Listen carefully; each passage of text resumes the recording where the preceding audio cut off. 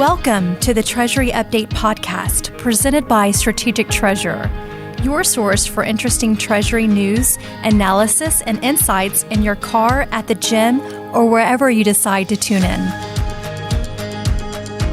On part 5 of the Go Strategic series, guest host Alexa Cook meets up with Craig Jeffery, managing partner of Strategic Treasurer, to discuss why secure treasury is vital across organizations today. From a system perspective to organizational access and human elements, they share valuable insights on several layers of security. Listen in to find out how to protect your organization's assets against sophisticated criminal activities. Hi everyone, welcome to the Treasury Update podcast. This is Alexa, your host and consultant at Strategic Treasurer, and I'm joined today with Craig Jeffery, managing partner at Strategic Treasurer. Welcome, Craig. Hey, thanks, Alexa. So today we're going to be diving into the Treasury Go Strategic series, and we're going to be covering the topic of secure treasury. So Craig, why is security so important, and why is a secure treasury something that has so much emphasis? Yeah, that's a good question. I mean, the goal of treasurers, for example, is to protect the organization's assets, to make sure they have enough liquid assets whenever the time is necessary. And as the stewards of the most liquid assets, that's a vital element. And so when we think about security, generally it might be protecting your liquid assets, it might be protecting data, as well as other resources, in addition to the reputation. So security is really important because that's a core role of the treasurer.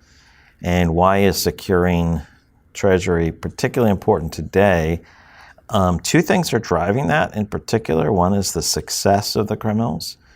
And they're having a great success in lifting data and lifting funds out of organizations. So the loss levels are higher, so it's more material.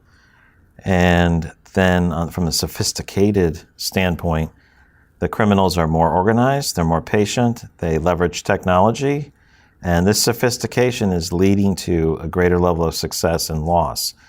Therefore, to meet our needs, we have to be better on our defenses, and this involves securing things from a system perspective, from an organizational or access perspective, and also from the human element. How do we ensure that people are doing the right things and not doing the wrong things that eliminates or could eliminate the different security layers that we have? Okay, that actually leads into my next question, which is, do you think that the human element of the security is on par with the technical side, or is there room for improvement there? There's massive room for improvement. You know, we talk about the different areas about organizational, how do we organize our data and people.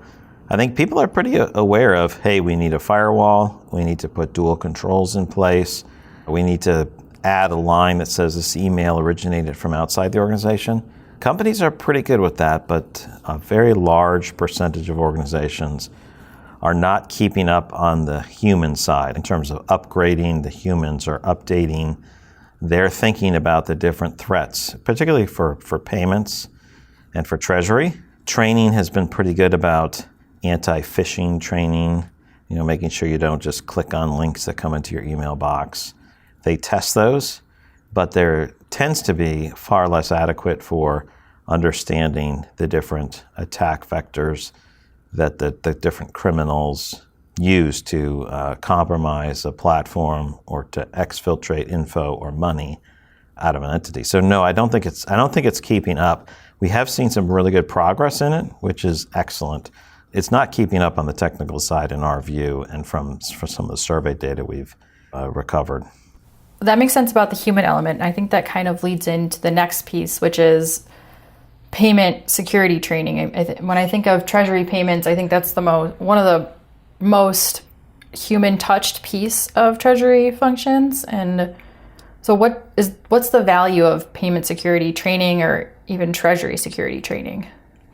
Yeah, I like that question. So a survey we did with Bottom Line Technologies showed that just about 7 in 10 corporations train their employees on security on an annual basis. Now, not all of those are training on the payment fraud issue or protecting the payment process or understanding some of the key elements of Treasury. But this is a big bump. There has been a growth in there, but still, if you said 30% of organizations don't have a firewall or don't lock their front doors, everyone will run around like their hair's on fire. And the fact that 30% aren't doing it, and way more than 30% aren't doing stuff on payment security, this is still a big concern.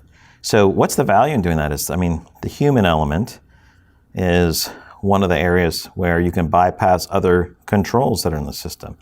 Business email compromise is spoofing people, getting people to think that they're getting instructions from an executive that says send money. It's not valid, but they think it's valid.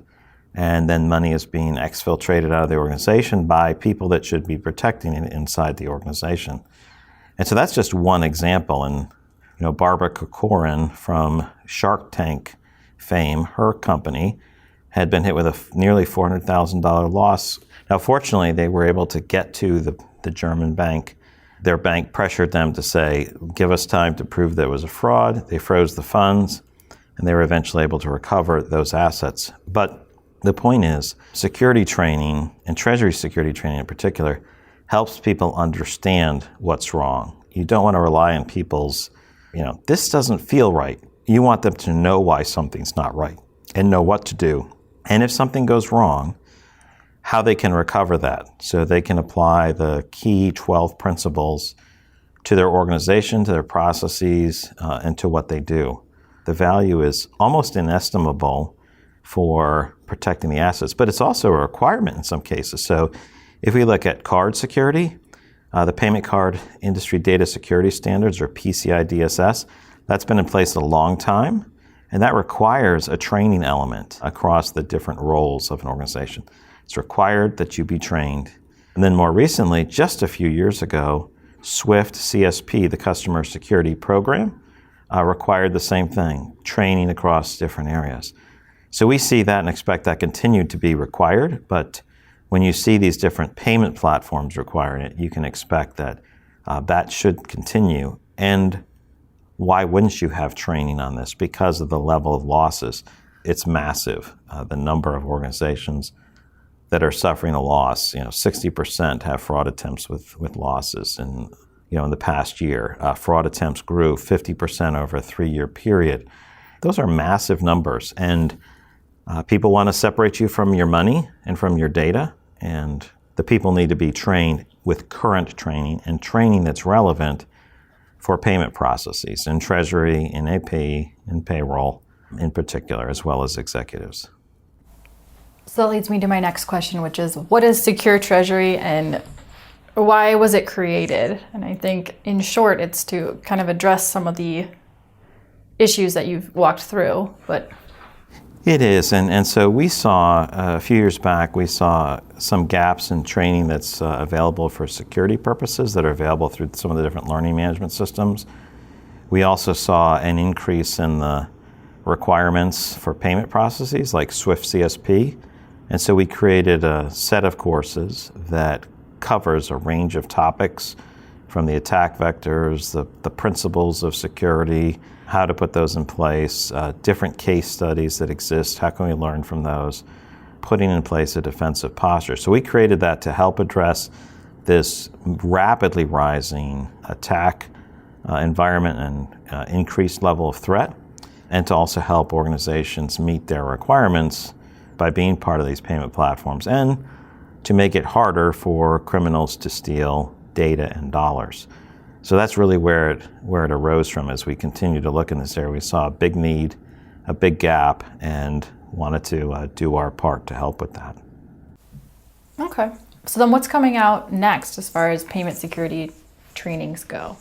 Not too long ago, we released the 12 key security principles, and then we're rolling out a series of courses. I think it's six courses for PCI DSS. So that requires anybody who keeps card data, runs card data. There's certain standards that are required to cover different topics. And so we've created a course series as part of the broader Secure Treasury environment to handle that. And so as we see this growing, we'll add, if there's things for, let's say NOTCHIP puts out some requirements, we'll add to those. We want to make sure that we have a growing library of courses that are relevant to executives, those that are managing payments, those that are protecting the organization's assets, so that they can, online, get some insight, take a test, make sure they're learning things well, retake it if they don't have it, and then grow from there. And so that whole testing component we think is excellent. People take the courses much more seriously when they have a testing component, and it's nice, for the company, whoever's the admin, to say, yep, everyone's been trained, or these 4 people haven't been trained yet. We've got a month to go. They can be reminded, they're current, and brought up to speed on what's happening and what they can do to prevent fraud or reduce the likelihood of that being an effective loss. I guess then, just to recap everything, we've gone through why security is important, and I think what I understood is one of the main pieces was that Treasury's goal really is to protect the liquid assets, and so security needs to be kind of at the forefront of Treasury's focus, since everything's online and there's so many more fraud attempts. And I think you said that the success rate has increased by 50% over the past few years. Fraud attempts has increased by 50%. So with the fraud attempts increasing by 50%, and that's really the biggest driver, is those successes of the theft, to just make sure that security is at the front of Treasury's priorities. And then the training course, Secure Treasury, was created through the identification of different gaps in training and the increases in requirements. And so anytime that there's any new, major requirement or rule put out, we plan to update the Secure Treasury, toolkit with a number of different courses. Was there anything else you wanted to add to that? Yeah, one thing I wanted to mention, so when we also we ran some correlations of firms that train and don't train. We also ran correlations among a number of different elements of protecting organizations, and we have a podcast with Bottom Line Technologies and Christopher Gerda on a number of those topics. But one thing, just to make sure, this one correlation that makes sense, is if you have training versus not having training, what's the difference in terms of actually suffering a loss? So if you have training, you have security training, what's the loss if you don't on ransomware? So ransomware losses 5 times versus those organizations that do have training. Business email compromise, 4 times the loss experience, those that don't have that training. Even payment diversion fraud and ACH fraud, 1.5 to 2 times greater level of loss, a greater frequency of loss for organizations without training. So training the human element is a great way of reducing the likelihood that your organization will have a loss. The criminals are very sophisticated, relentless, and automated, and we need everything tightened, from systems to our organizational access to the human element. Thank you, Craig, for joining me today on the Go Strategic podcast series. Thanks for having me. You've reached the end of another episode of the Treasury Update podcast. Be sure to follow Strategic Treasurer on LinkedIn. Just search for Strategic Treasurer. This podcast is provided for informational purposes only, and statements made by Strategic Treasurer LLC on this podcast are not intended as legal, business, consulting, or tax advice. For more information, visit and bookmark strategictreasurer.com.